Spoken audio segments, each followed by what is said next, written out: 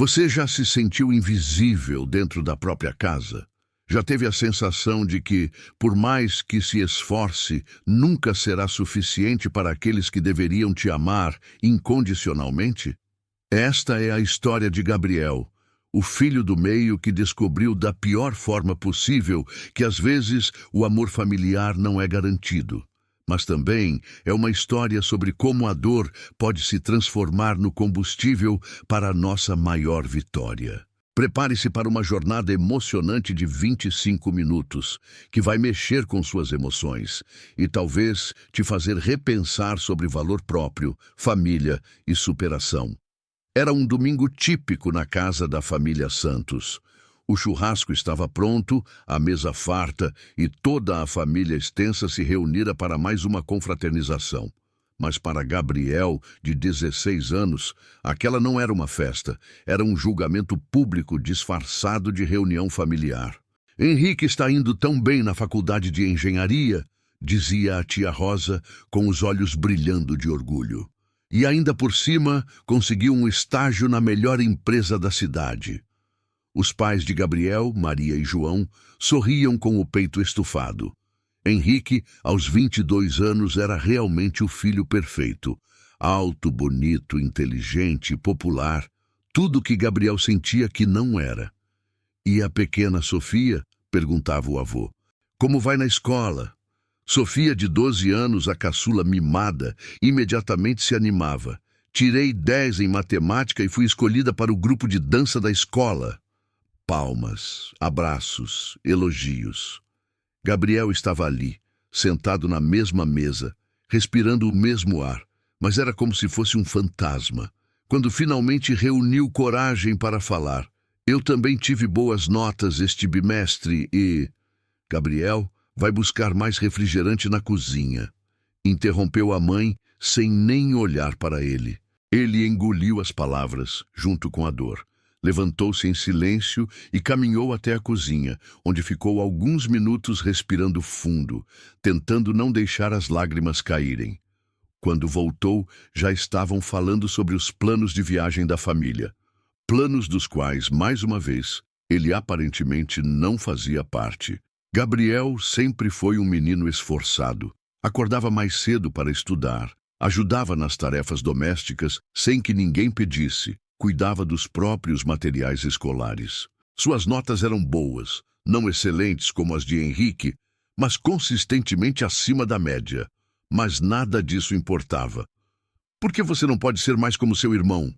Era a frase que ecoava pelos corredores da casa quase diariamente. Quando Henrique chegava com uma nota 9, era festa. Quando Gabriel chegava com a mesma nota, o comentário era: podia ter sido 10. Quando Henrique ganhava um prêmio na faculdade, ganhava também um presente caro dos pais. Quando Gabriel se destacava em alguma atividade na escola, recebia um muito bem, displicente e pronto. Certa noite, Gabriel estava em seu quarto estudando para uma prova importante quando ouviu a conversa dos pais no corredor. João, acho que deveríamos pensar mais no futuro da Sofia. Ela tem tanto potencial. Verdade, Maria. E o Henrique está se formando logo. Vai precisar da nossa ajuda para se estabelecer. E o Gabriel? Perguntou Maria, quase como se fosse uma reflexão tardia. Ah, ele se vira. Sempre foi mais independente mesmo. Independente. A palavra soou como uma punhalada. Gabriel não era independente por escolha. Ele simplesmente tinha sido forçado a ser, porque ninguém estava lá para dependê-lo. Naquela noite, ele chorou no travesseiro até adormecer. Aos 16 anos, já carregava uma dor que muitos adultos não conhecem. A dor da rejeição dentro do próprio lar. Foi numa tarde de quinta-feira que Gabriel descobriu a extensão real da sua invisibilidade para a família. Tinha chegado mais cedo da escola e foi até a cozinha beber água quando viu um papel esquecido sobre a mesa. Uma reserva de hotel.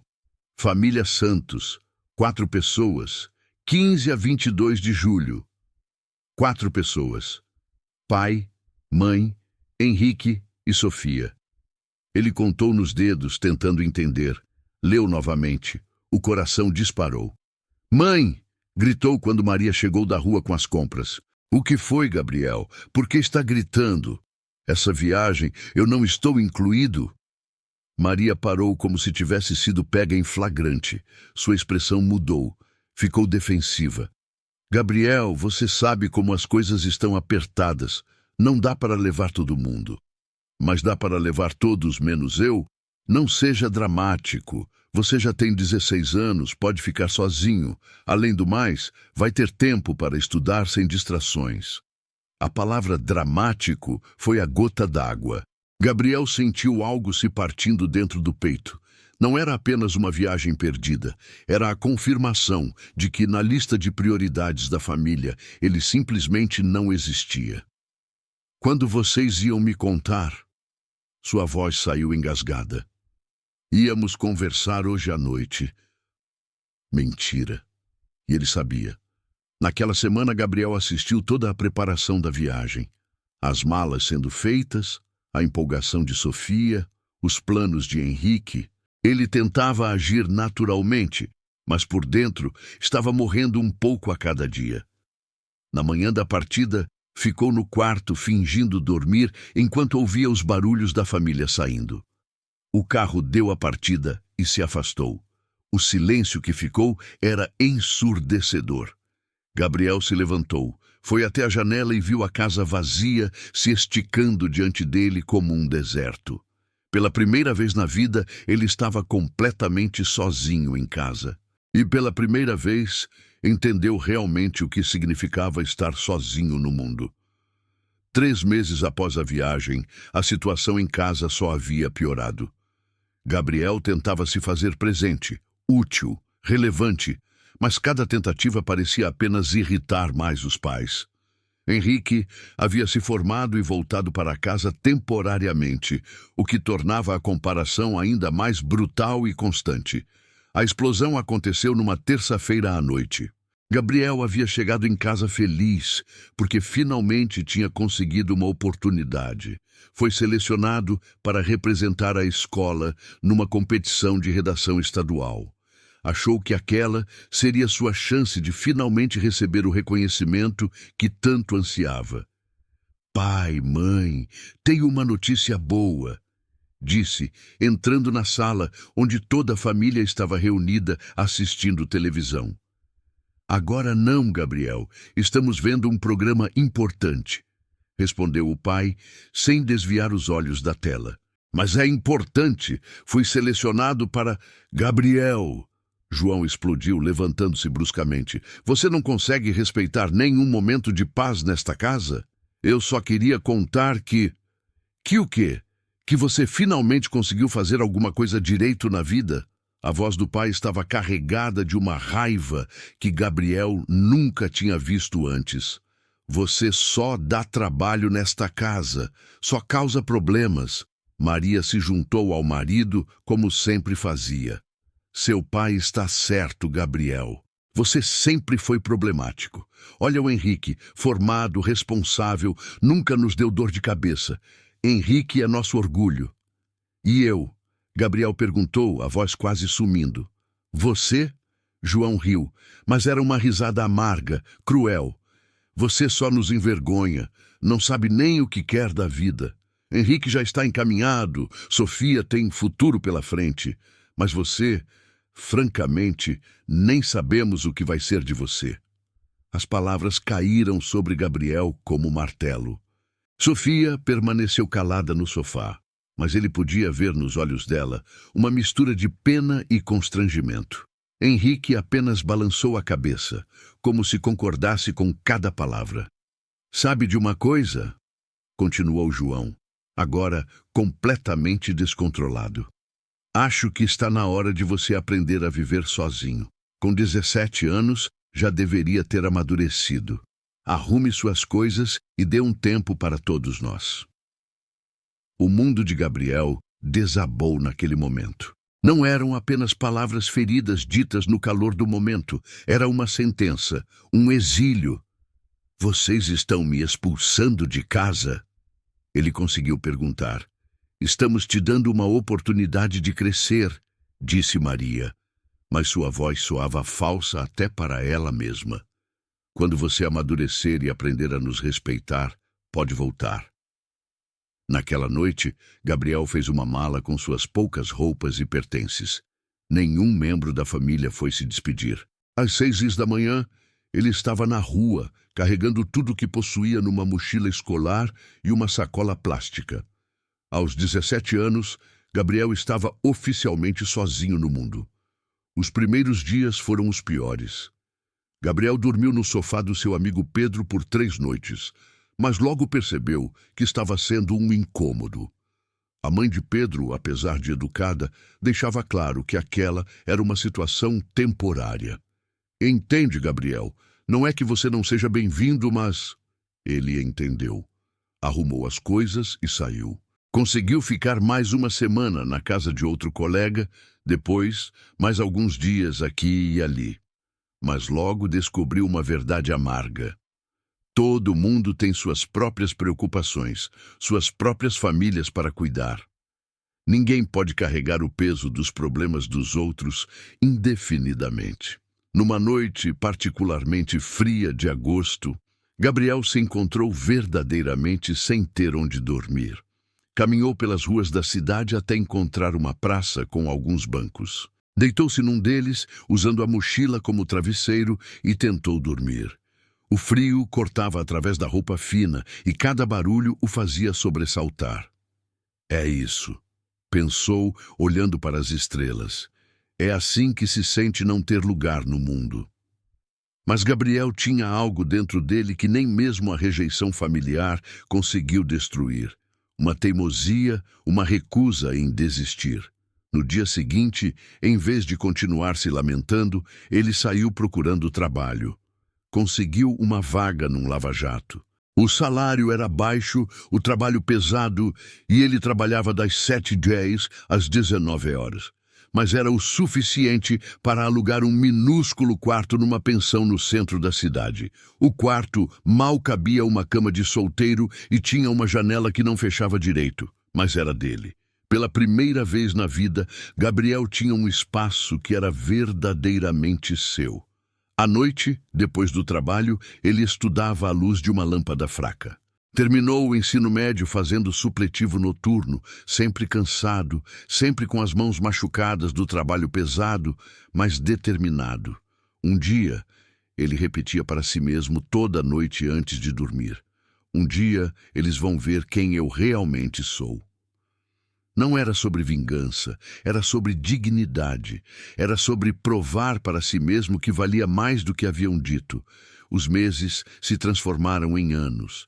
Gabriel mudou de emprego várias vezes, sempre procurando algo melhor.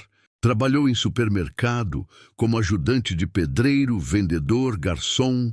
Cada trabalho ensinou algo novo, cada dificuldade o fortaleceu um pouco mais. Aos 19 anos, conseguiu uma vaga como office boy numa pequena empresa de marketing digital. Era a oportunidade que estava esperando.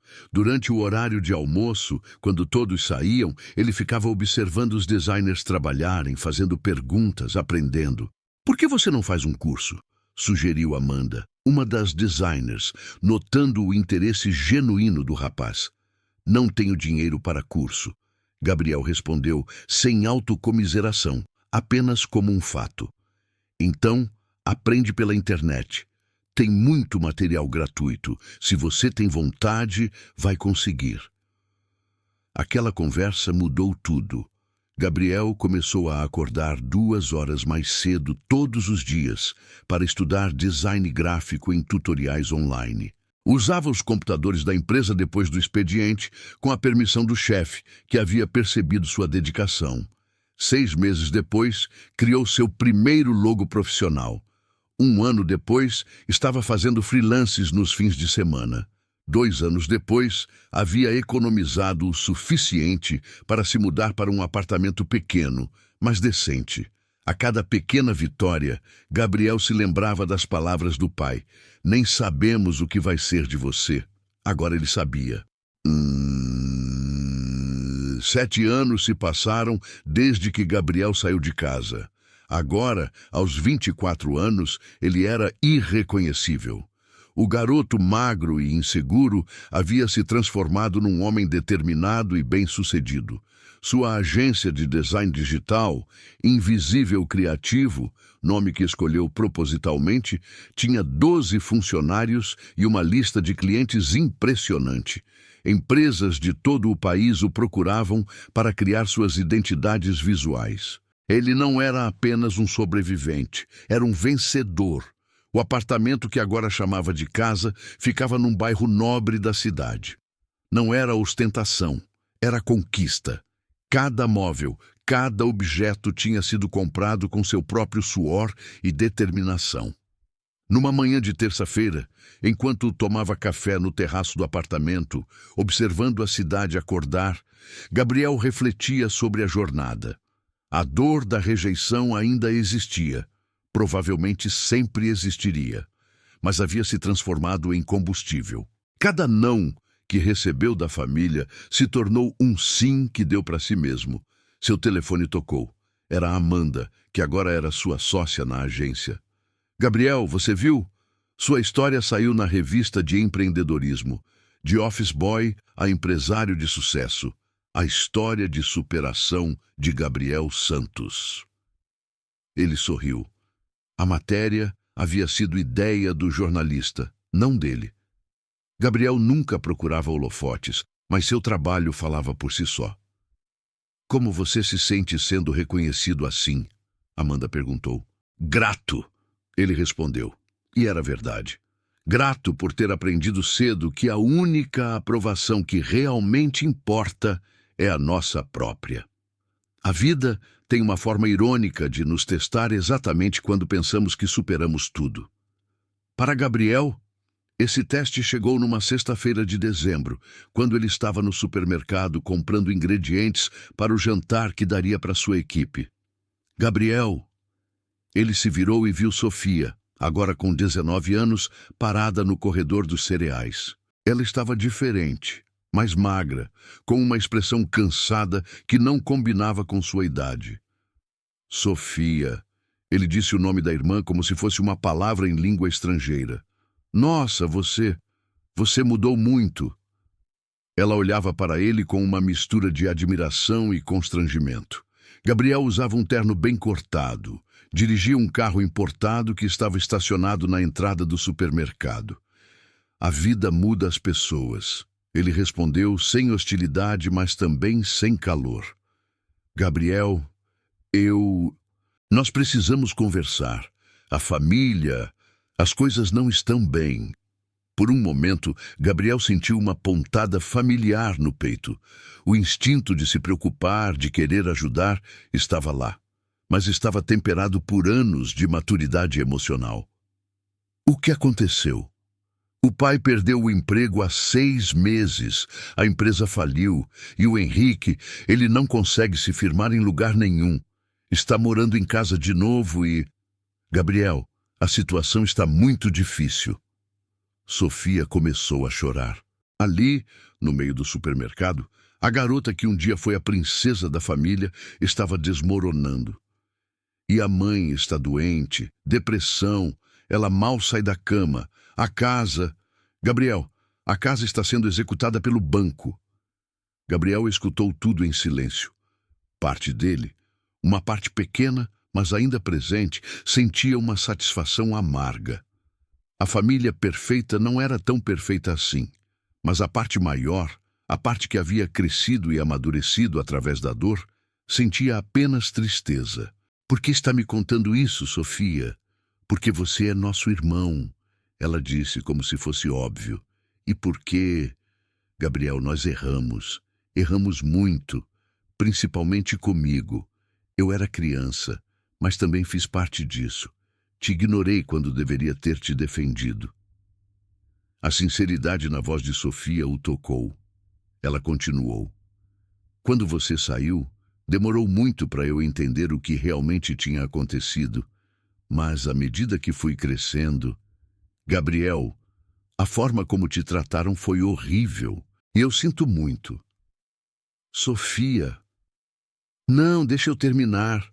Eu soube da sua empresa. Vi a matéria na revista. E sabe o que eu senti? Orgulho. Orgulho de ser irmã de alguém tão forte. Alguém que conseguiu construir uma vida incrível, mesmo depois de ter sido tão machucado. Gabriel sentiu os olhos marejarem, mas controlou a emoção. Eu não estou pedindo dinheiro, Sofia continuou. Estou pedindo uma chance de você conhecer a família de novo. Nós mudamos, Gabriel. A dor ensinou coisas para todo mundo. Uma semana depois, Gabriel estacionou o carro em frente à casa onde cresceu. Ela parecia menor do que ele lembrava, mais desgastada. O jardim que a mãe tanto cuidava estava abandonado e a pintura descascava em vários pontos. Respirou fundo e tocou a campainha. Maria abriu a porta. Aos 52 anos, ela parecia ter 70. Os cabelos estavam grisalhos e desarrumados, o rosto magro e cansado. Quando viu Gabriel, suas pernas quase cederam. Meu Deus, Gabriel. Oi, mãe. Ela começou a chorar imediatamente. Meu filho, meu filho. Maria, quem é? A voz de João veio da sala. É o Gabriel. O silêncio que se seguiu foi pesado. Gabriel entrou na casa e viu o pai levantando-se lentamente do sofá. João, que sempre foi um homem imponente, agora parecia quebrado. O desemprego e os problemas financeiros haviam cobrado seu preço. Gabriel, disse João, a voz mais baixa do que Gabriel lembrava. Você veio. Sofia me procurou. Henrique apareceu na escada. O irmão mais velho, que um dia foi o orgulho da família, agora tinha 31 anos e morava no quarto da adolescência. Seus olhos evitaram os de Gabriel. A família se reuniu na sala, e o constrangimento era palpável. Finalmente, João quebrou o silêncio. Gabriel, eu preciso te pedir desculpas. Pai, não, deixa eu falar. Eu errei. Errei muito. A forma como te tratei, como te expulsei de casa, não tem perdão. Maria se juntou. Nós fomos péssimos pais para você. Te magoamos de uma forma que nunca deveria ter acontecido. Vocês me ensinaram que eu não valia nada, Gabriel disse, sua voz firme, mas não agressiva. Que eu era um estorvo e um problema. Levei anos para entender que vocês estavam errados. Estávamos, João admitiu, as lágrimas correndo pelo rosto, completamente errados. E agora, vendo quem você se tornou, Gabriel, você sempre foi especial. Nós é que fomos cegos demais para enxergar. Henrique finalmente falou. Gabriel, eu também te devo um pedido de desculpas. Eu sabia como vocês o tratavam e nunca falei nada. Eu me achava melhor que você. E olha onde isso me trouxe. Gabriel olhou para o irmão mais velho, que agora parecia mais um menino perdido do que o jovem confiante de outrora. Henrique, você não tinha obrigação de me proteger. Você era apenas um filho tentando agradar os pais, como eu. Mas eu era o mais velho. Deveria ter sido diferente. A conversa se estendeu por horas. Lágrimas foram derramadas, verdades foram ditas, feridas foram abertas e talvez começaram a cicatrizar. Quando o assunto chegou às dificuldades financeiras da família, Gabriel permaneceu em silêncio por um longo momento. Vocês querem que eu os ajude? Disse, não como pergunta, mas como constatação. Não, disse João, surpreendendo a todos. Quer dizer, precisamos sim, mas não viemos atrás de você por dinheiro. Sofia nos contou onde você estava, mas fomos nós que pedimos para ela falar com você. Queríamos uma chance de pedir perdão. E se eu puder ajudar vocês, continuou Maria, vai ser porque você é generoso, não porque temos direito a qualquer coisa. Gabriel sentiu algo se movendo dentro do peito. Era estranho estar ali, naquele lugar que um dia foi seu inferno pessoal, sendo tratado com o respeito que sempre mereceu. Eu não vou mentir, disse finalmente. Parte de mim sentiu satisfação, sabendo que vocês estavam passando por dificuldades. É humano, eu acho, mas isso passou rapidamente. Ele se levantou e caminhou até a janela, olhando para o quintal, onde um dia brincou sozinho, enquanto Henrique e Sofia brincavam juntos. Eu não preciso mais que vocês me vejam, disse, virando-se para encarar a família. Eu aprendi a enxergar a mim mesmo. Aprendi que meu valor não depende da aprovação de vocês ou de mais ninguém. Sua voz era firme, mas não cruel. Vocês me expulsaram quando eu tinha 17 anos. Disseram que eu só dava trabalho, que nunca seria nada. Bem, vocês estavam errados. Eu me tornei alguém sem vocês, apesar de vocês. João abaixou a cabeça, a vergonha evidente. Mas, Gabriel continuou, eu não vou carregar esse peso para sempre. Não vou deixar que a dor do passado defina meu futuro. Vocês foram péssimos pais para mim, mas são seres humanos que estão sofrendo. E eu não sou como vocês foram. Gabriel ajudou a família. Não por obrigação, não por culpa, mas porque escolheu fazê-lo. Pagou as dívidas da casa, ajudou o pai a encontrar um novo emprego, providenciou tratamento psicológico para a mãe. Mas a ajuda veio com condições claras. Ele não seria mais o filho invisível. Seria tratado como igual, com respeito, ou não haveria relacionamento. Eu não quero ser o filho salvador, explicou numa conversa franca com todos. Não quero que vocês me vejam como especial agora, só porque tenho dinheiro. Quero que me vejam como sempre deveriam ter visto, como parte desta família. Lentamente, muito lentamente, as coisas começaram a mudar. Gabriel passou a visitar a família uma vez por mês. As conversas eram inicialmente tensas, depois cordiais e finalmente genuínas. Maria voltou a sorrir e começou a perguntar sobre a vida do filho. Não sobre o sucesso financeiro, mas sobre sua felicidade, seus sonhos, seus medos. João aprendeu a ouvir. Pela primeira vez, sentou-se com Gabriel e realmente escutou suas histórias, suas experiências, seus aprendizados.